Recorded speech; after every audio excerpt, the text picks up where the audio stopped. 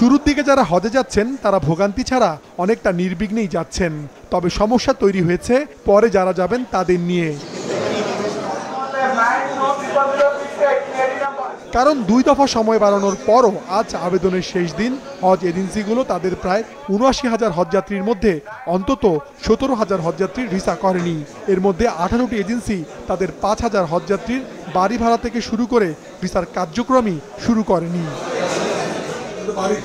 সবার যাত্রা নিশ্চিতে প্রয়োজনীয় পদক্ষেপ নেওয়া হচ্ছে বলে জানিয়েছেন সংশ্লিষ্টরা। পত্রের মাধ্যমে আমরা রিকোয়েস্ট করেছি যে ভিসাগুলো এখনো বাকি আছে, একটু সময় দিলে আমরা হয়তো সেটা আমরা সম্পন্ন করতে সক্ষম। এজেন্সির যদি কোনো গাফলতি থাকে, সংশ্লিষ্ট এজেন্সি কিন্তু সত্যিকার অর্থে লাইসেন্স বাতিল সহ যে কোনো আমরা কঠিন অ্যাকশন নিতে বাধ্য থাকব। ১৭-১৮ হাজার বাকি আছে, তাদেরকে গাফিলতি করার সুযোগ দেওয়া হবে না।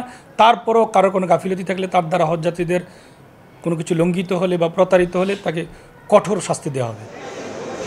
এদিকে মৃত্যু, শারীরিক অসুস্থতা কিংবা স্বেচ্ছায় যেসব নিবন্ধিত হজযাত্রী যাবেন না তাদের পরিবর্তে কোটা পূরণে এবারও অন্যদের নেয়ার সুযোগ রাখা হয়েছে।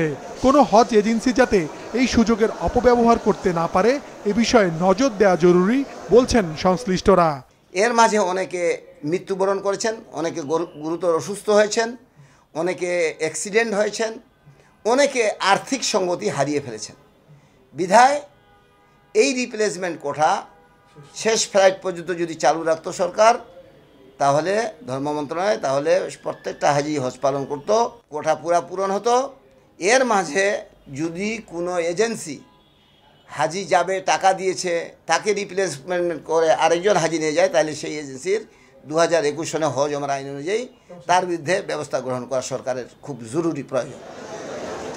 10ই জুন পর্যন্ত চলবে হজ ফ্লাইট। হজযাত্রার 3 দিনে সৌদি আরব পৌঁছেছেন অন্তত 9,000 বাংলাদেশি হজযাত্রী। মাশরুক রাহাত, মাছরাঙা সংবাদ, ঢাকা।